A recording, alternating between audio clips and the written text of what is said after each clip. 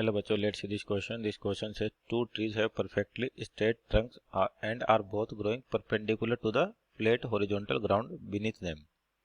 The sides of the trunk are dead face each other are separated by 1.3 meter. A squirrel makes three jumps in rapid succession. First, he leaps from the foot of one tree to a spot that is 1.0 meter above the ground on the other tree. Then he jumps back to the first tree, landing on it at a spot of that is 1.7 meter above the ground. और तीसरा, finally he leaps back to the other tree, now landing at the spot that is 2.5 meter above the ground.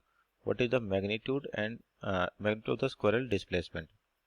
तो यहाँ पर आपके पास जो kinematics basic question है और कौन सा 2D मोशन दे रखा है. तो की कॉन्सेप्ट की बात करें यहाँ पर, की कॉन्सेप्ट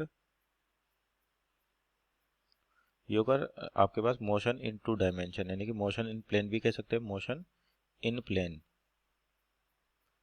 तो यहाँ देखिए आपके पास कंडीशन की 2 ट्री आपके पास और सरफेस के परपेंडिकुलर मान लीजिए इस तरीके से पहला ट्री हो गया और दूसरा ट्री हो गया. इनके बीच का सेपरेशन है 1.3 मीटर.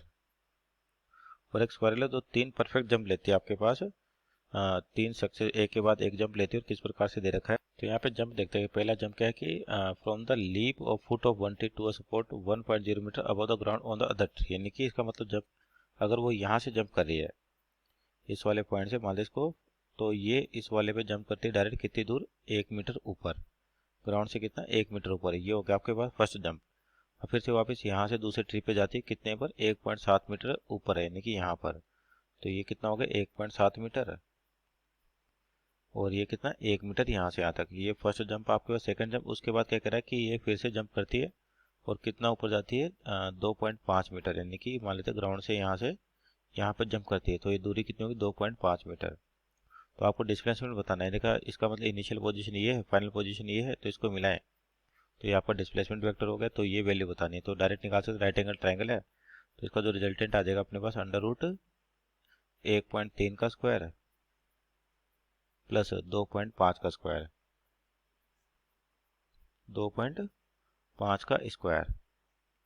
तो ये हो जाएगा आपको 1.3 का स्क्वायर हो गया आपके पास 169 यानी कि 1.69 और 25 का स्क्वायर 625 यानी कि 6.25.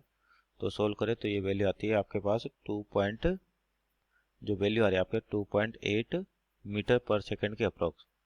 तो आपके पास जो रिजल्टेंट यानी कि डिस्प्लेसमेंट हो जाएगा उसकी वैल्यू आएगी 2.8 मीटर. सॉरी, डिस्प्लेसमेंट कितना आ जाएगा, 2.8 मीटर. ऑप्शन चेक है तो option number B is right answer. Hope you understood well. Best of luck.